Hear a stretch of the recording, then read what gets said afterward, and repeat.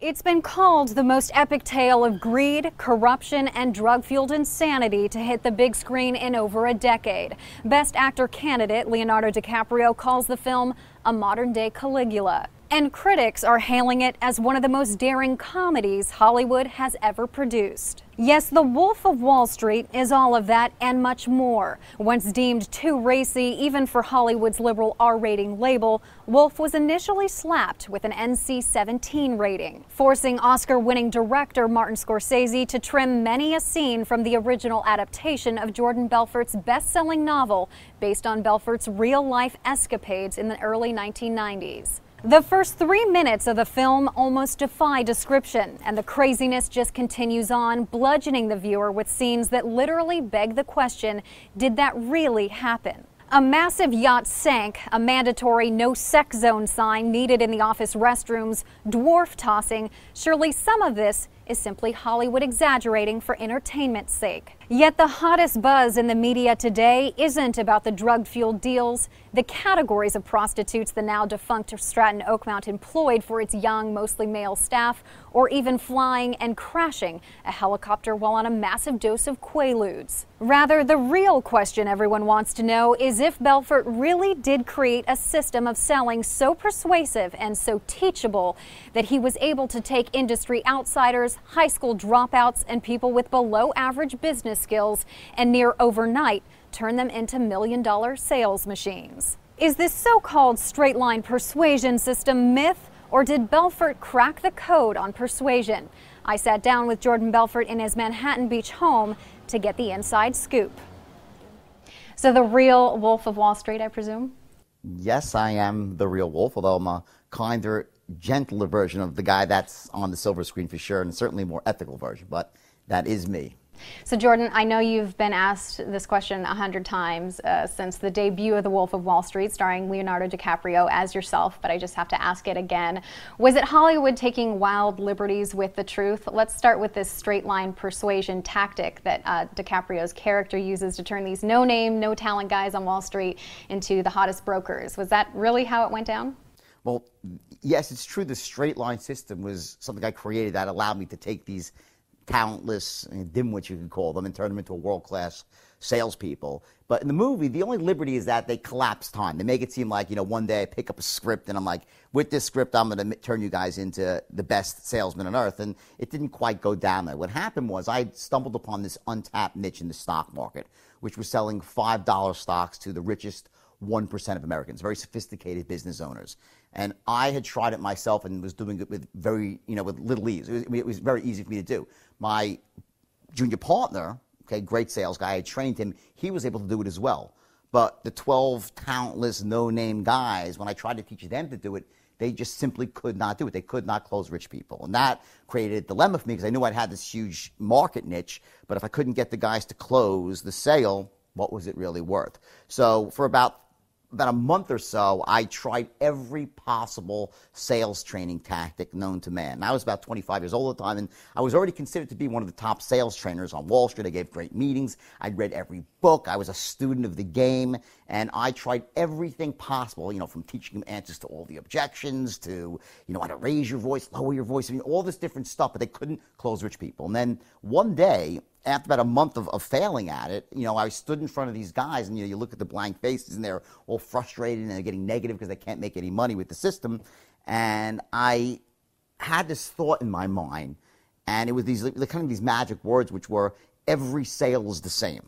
And I looked at these, I said, don't you guys get it? Every sale is the same. Watch, it's a straight line. And I drew the straight line on the board. And what it really was it was a visual representation of a sale from start to finish. See, what was happening is when most people who, aren't like born closers, right? When they think of selling something, it's almost like there's so many variables, and it's sort of like they meander this way and that way, and there's no real sort of a start, a finish, and sort of a system to do it. And once I took it and applied almost a linear concept, linear concepts are the easiest to digest and to learn and to master, right? Once I did that, it was just like, it was like magical. The doors blew off the company, and next thing I knew, the 12 talentless guys became world-class closers. They started telling their friends, and people started trickling in from the local neighborhoods, and they started pouring in from all over the country. And just like that, as the movie depicts, the firm went from 12 people to 1,000 stockbrokers, and they were all making millions of dollars. So it was just sort of a timing issue, and that it was not just the script, but it became this fully contained system where, it started, it was a book that kept growing and growing and growing, and ultimately became this sort of very, very detailed way that you could take basically any human being, regardless of their age, their race, their creed, their color, their socioeconomic background, their educational status. It didn't matter who they were. You could take any person, put them through the straight line system, they'd become a world-class closer in a matter of a couple of weeks. So that was a very powerful thing. Now, the mistake I made was I didn't combine that with ethics. I was very young at the time, and I lost my ethical way. And, it happens not all at once, but just a little bit at a time. And I took that one step over the ethical line. Then I was doing things right again. But then once you do that, your ethical line moves a bit. Next time you take that step, it's a bit further still. And before you know it, through these tiny, almost imperceptible steps, you're doing things you never thought you'd do. You're associating people you never thought you'd associate with, and it seems perfectly okay. So that's how this firm just spiraled wildly out of control. So you're saying there really is a straight line system? Oh, no, the system, I actually teach it all over the world now to some of the largest Fortune 100 corporations. I teach it to entrepreneurs, business owners, salespeople, even moms and pops who are just looking to live more empowered lives. Because at the heart of people say, what is success? And success is a different definition to everybody, right? But let's just talk about in terms of making money for a second. Because I always say, I give seminars around the world, and I say, listen, I've been married a few times. This is not relationship mastery, right? I'm teaching here. This is money mastery. It's how do you make money? How do you close deals? Because at the heart of successful business is really the ability to close the deal. Without that, it's very difficult to make money in this world. It just really is. You could have the best product, but if you can't sell it and market it, how do you really make money? So I teach this straight line system. It's actually a self-contained system that I teach people. And, whether it's, an online business or an offline business, it could be clothing, real estate, car sales, insurance, hotels. I've taught this to pretty much every possible business that you can imagine. And the effects are dramatic. And the irony is originally when I first, I wrote the book many years ago, The Wolf of Wall Street, which was adapted by the most brilliant screenwriter, Terrence Winter, and he made this amazing script out of it, and then Leo and Marty came. It's an unbelievable situation, right? That was I'm humbled by that. But what happened was when I wrote that, and I started getting requests from all over the world to teach the straight line system. It was in the book. If you read it, you see what you say. Wait a second, how did he do that? He has these 12 people. Their IQs, I always say, Forrest Gump on 3 hits of acid, right? So it's not the high end of the intellectual gene pool. Yet somehow, in a matter of weeks, I mold these guys from being, basically, people on the lower end of the socioeconomic ladder to the top rung. So it's almost like magical. So I started getting calls from all over the world to come teach the system from some of the largest companies. And at first, I wouldn't do it. I actually said no. I was giving motivational speeches about, about how do you come back from failure and about, feeling good and trying to sort of live in power lives, but not about selling, because I was nervous that almost like it was such a powerful system that if in the wrong hands, you could hurt people with it. You can manipulate people. You can get people to buy things they shouldn't buy, do things they shouldn't do. And that's not cool. And I was just saying, there's no way I'll teach you. And then I was with Leo one day, and he's like, I think you kind of lost your mind a bit with this whole thing. It's not the system that was, evil. It's what you were doing with it. It's like a gun. A gun could either be evil in the hand of a terrorist, just rifling people away, right? Or in the hands of a mom whose house is being invaded by 5 rapists, well, then the gun's a good thing, right? So it's like, a system itself has, not the benign and malevolent. It's really the intention of the person using it. And in fact, when I started teaching it, I made people sign disclosure. They would never use it for unethical purposes. And to me, once I shifted my message and said, listen, I'm willing to teach the straight line system, of course, my own business exploded because people love to learn how to close deals because, that's really a very monetizable thing. You go through the system and your sales go up and it pays for itself. So you learned that not all selling is evil. Well, certainly selling itself is not evil. Selling itself is really what, is what makes the world go around. Nothing happens until something gets sold, right? But the real question is what's the ethics behind this sale? And I always say it's very, very simple in my mind. If at any point in time a salesman is putting their own selfish interests before the interest of the person they're trying to influence or persuade, that's when you cross over the ethical line. See, in my mind, applying a little bit of pressure, healthy pressure to someone who could really benefit from what you're trying to sell them, there's nothing wrong with that. Because, see, many people go through life and they're almost blocked from making decisions. They have been taught since they're this big, you know, by their parents and by, you know, don't trust a salesperson, don't do this, you know, always from a fear-based point of view, and they live life with lack. They don't live a life of abundance. So they go through, they might need something, like let's say it's an insurance, let's make up something, like an insurance product, life insurance. They have a family, right? And it's a 35-year-old man. He's got 2 kids, and he should have life insurance, right? But he's so blocked about buying or trusting, he won't make a decision. He's just, you know, he's one of these slow, methodical people, and then all of a sudden, God forbid, he passes away, his family's exposed. So ask yourself this question. If an insurance salesperson who has an unbelievable product that fits all this person's needs, that can protect his family, make sure they're going to be taken care of no matter what, have built equity in the program, get interest, tax, all this stuff, is it ethical for this person to make a very strong case and to persuade this man, say, listen, buddy, I think you're in a bit of denial here? That, to me, is ethical persuasion. The other side of that is when I went off the rails back in 1989, and I'd say, I'm going to sell anybody a $5 stock, whether they need it or not, whether it's good or... That's the other side of that coin. So, again, I think selling is a beautiful, wonderful thing. I think everyone should become a master. And when I say a master closer, I don't talk about a hard-charging, you know, that's not what it's about, pressure sales. It's about learning how to make your ideas, your concepts, your dreams known to other people in a way that empowers them and wants them to take action and get you what you want to. It's a cooperative thing. It's not about you getting what you want and them getting the short end of the stick. It's about 2 people coming together. One person has something the other person needs, and the person who has it being able to fill that need elegantly and help the person, empower them, and make money too. To me, that's what really business is all about. So you mentioned this straight line persuasion system as being every sale is the same. Can you expand on that a little bit? Yeah, sure. That's really what's at the heart of the straight line, in the sense that, you know, you can look at a sale and approach it in a way where, you know, there's a start and there's a finish, and there are certain things that have to happen along the way. In other words, it's not like some random, bizarre, psychic thing when someone goes from saying, let me think about it, to saying, yeah, let's do it. And that's really what sales, you know, what persuasion's all about. It's not about getting people who say no to say yes. You know, you don't want to get those people. Well, if they want to say no, then they don't want it. That's fine. You should really try to get them out of the equation before you even try to sell to them, those who really aren't interested and can't benefit from your product. But it's the ones who are on the fence, the ones who would say, let me think about it, let me call you back, let me speak to my lawyer, my accountant, the tooth fairy, whatever it might be, right? So in the sense of there's that group of people. And the reason why they come up with these, you know, where they really stalls versus objections is because there are certain key elements that they're really not convinced on.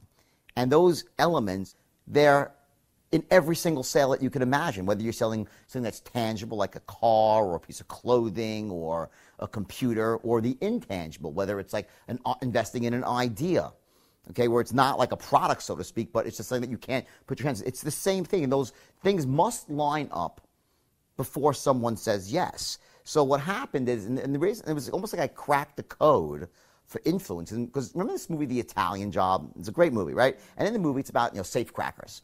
And a master safe cracker, he's played by Donald Sutherland, and when he cracks a safe, what he does is he actually puts his ear to the safe and he spins the dial and listens for that click.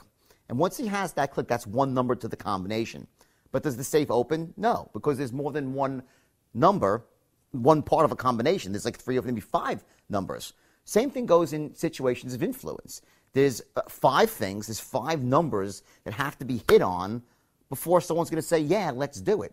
So that's why every sale is the same, because you have to line up those 5 numbers.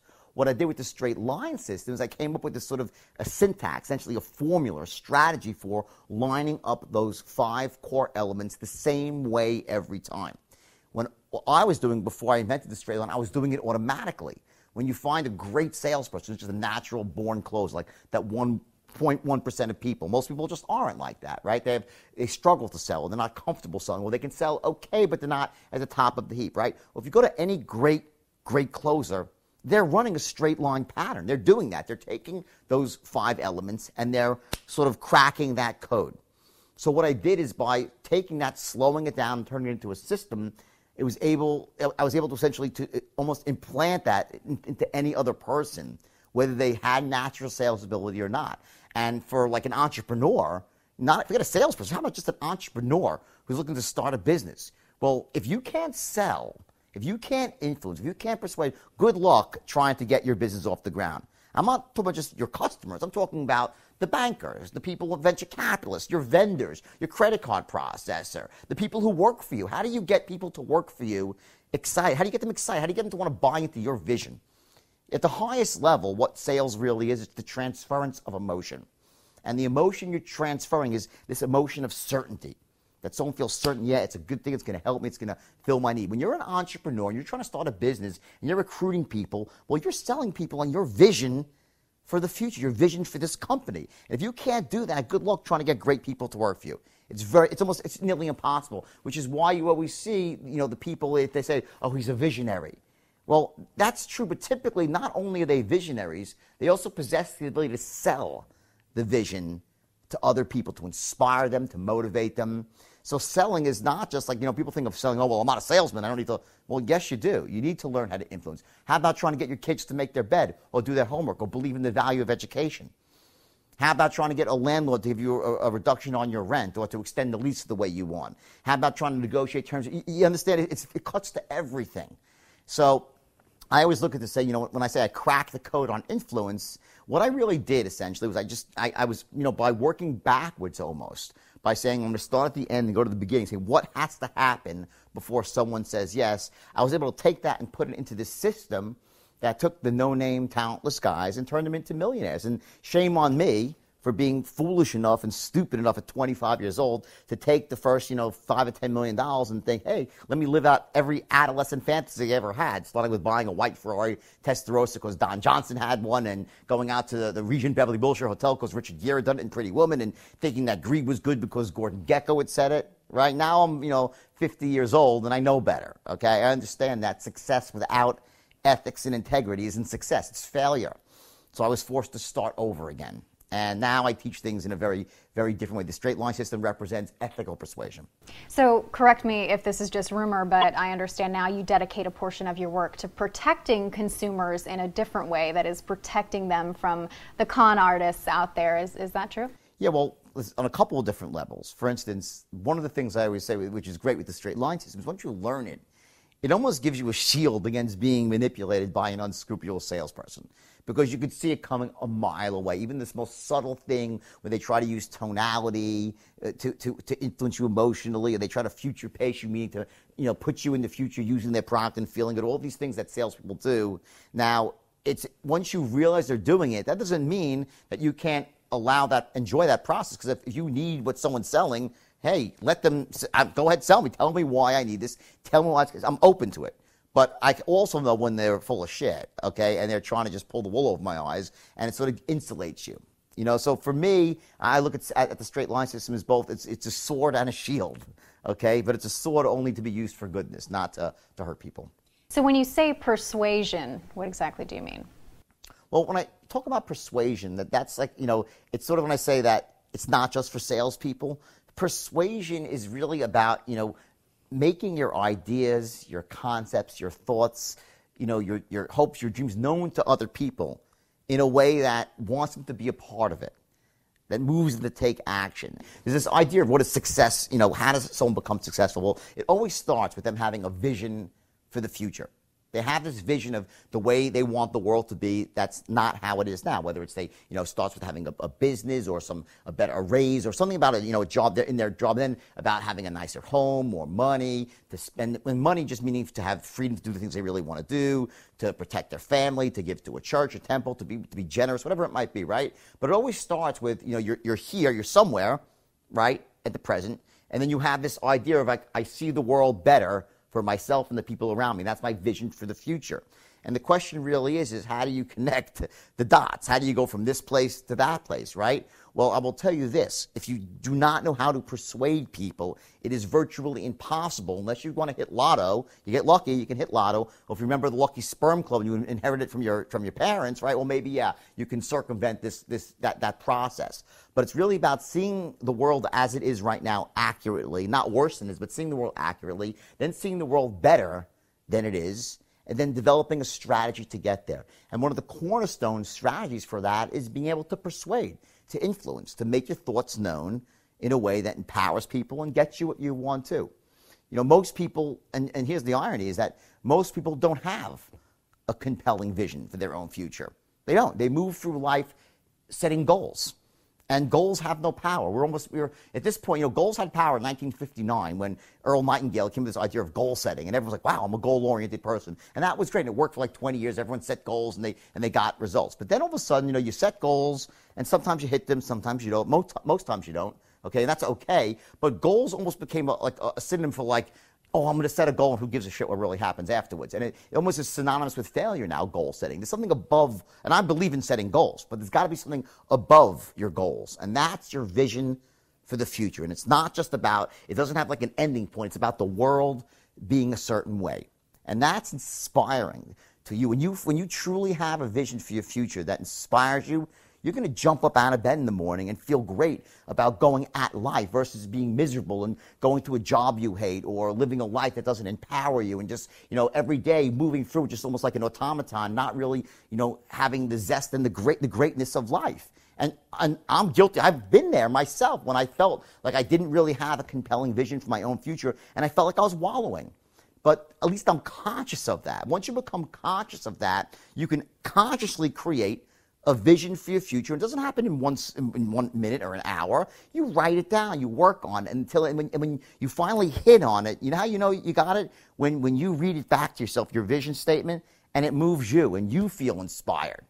Okay? And, you know, so few people have that. And what happens is every human being is thirsty for a vision. Everyone is. And so few people have one. So what do? They gravitate towards someone who has a vision for the future because they want to be a part of a vision.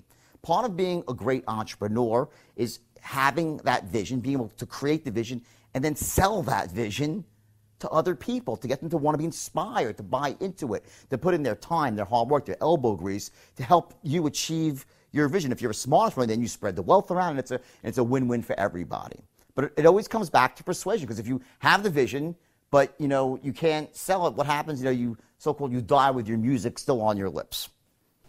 So Jordan, let's go back and talk about the other side of the movie, the drugs, the yacht, the prostitutes.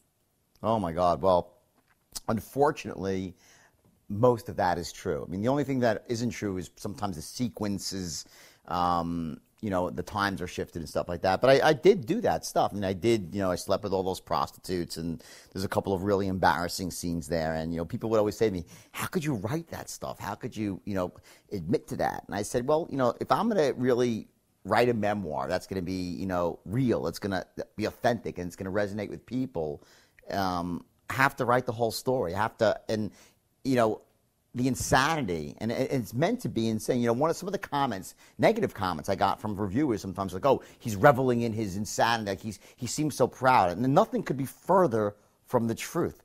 I am totally not proud of those things I did. I'm embarrassed by some of them, but the idea was to take the reader on a journey into the mind of someone who had lost control.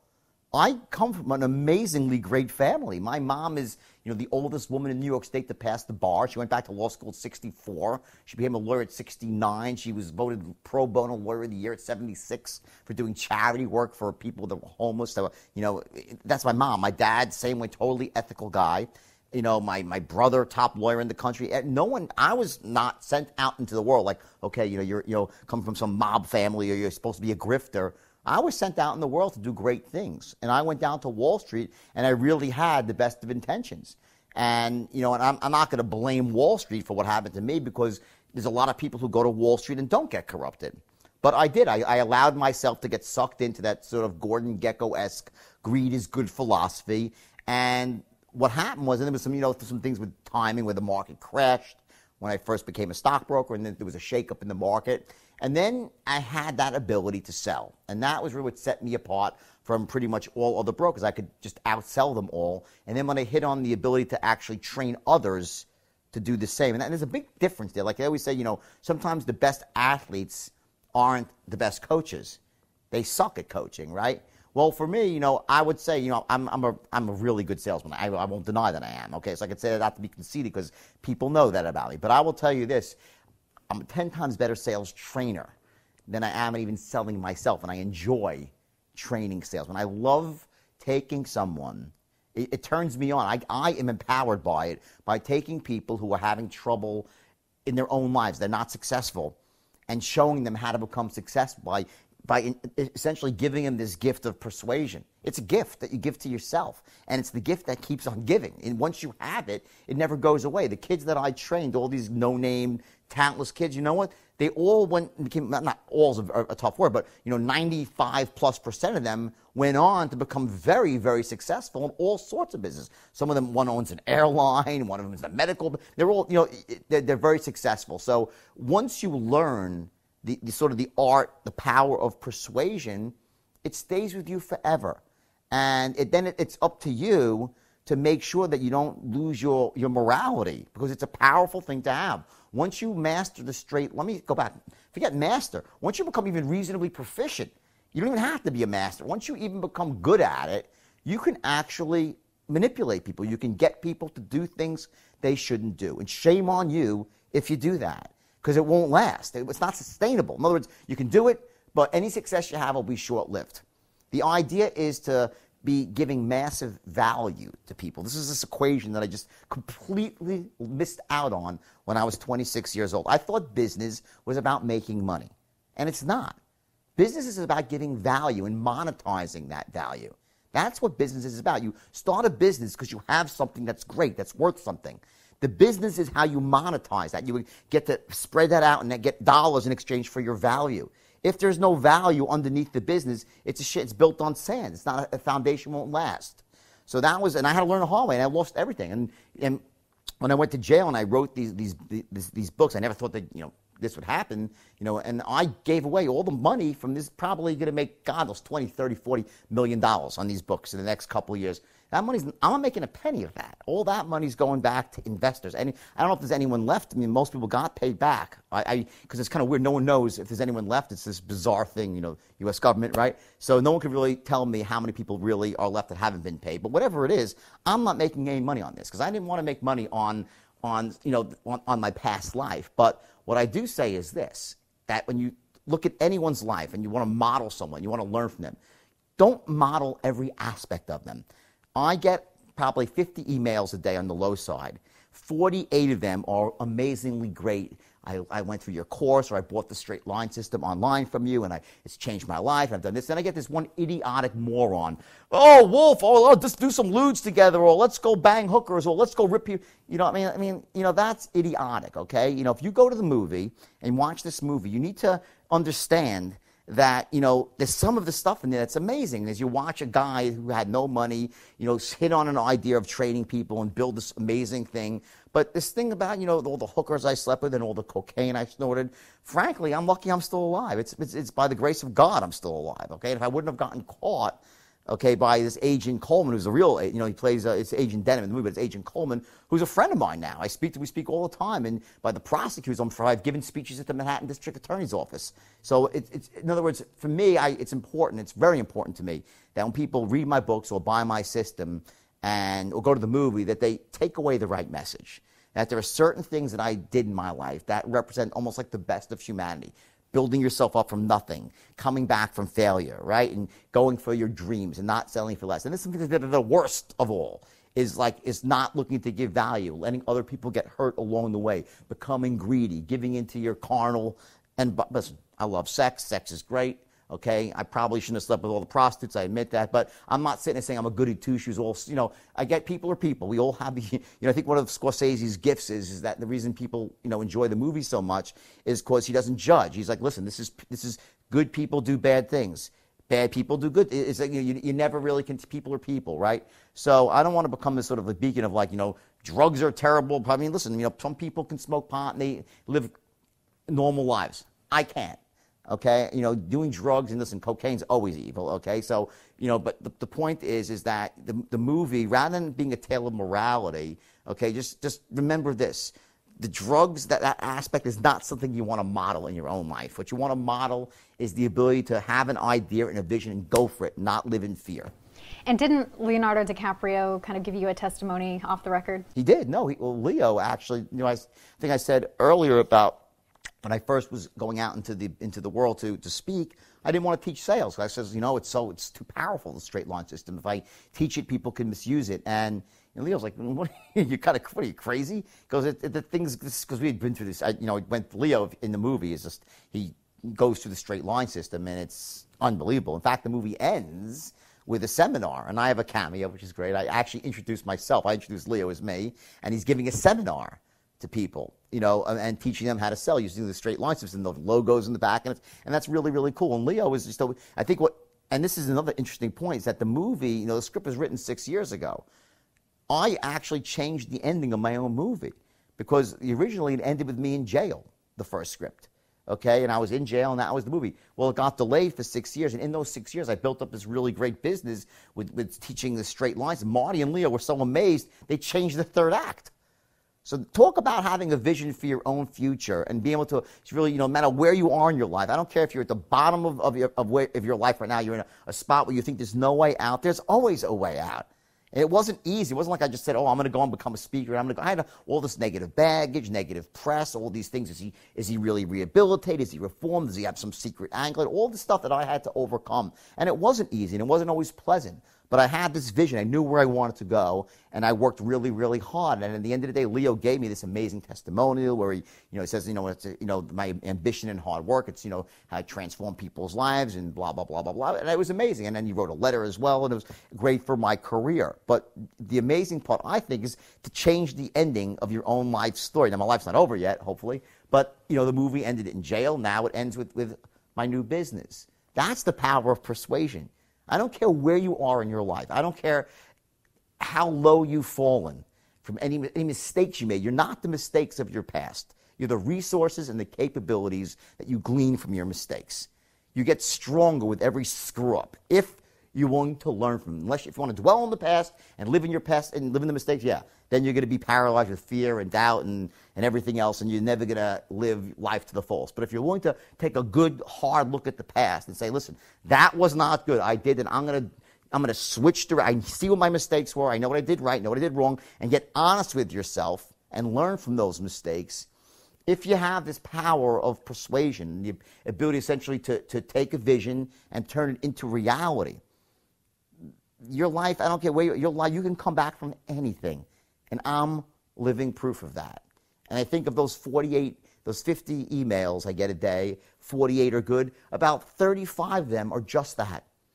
I was in a bad spot in my life, and I read your book, or I attended one of your seminars, or I bought the straight line system on the online course, and it changed my life. And to me, that is freaking cool. That's what it's all about. Hello, I'm Leonardo DiCaprio, and some of you may know that I'll be playing Jordan Belfort in the new film Wolf of Wall Street. Now, what separates Jordan's story from others like it is the brutal honesty in which he talks about the mistakes that he's made in his life. I've been in his company many times, but there is nothing quite like Jordan's public speaking and his ability to train and empower young entrepreneurs. Jordan stands as a shining example of the transformative qualities of ambition and hard work. And in that regard, he is a true motivator.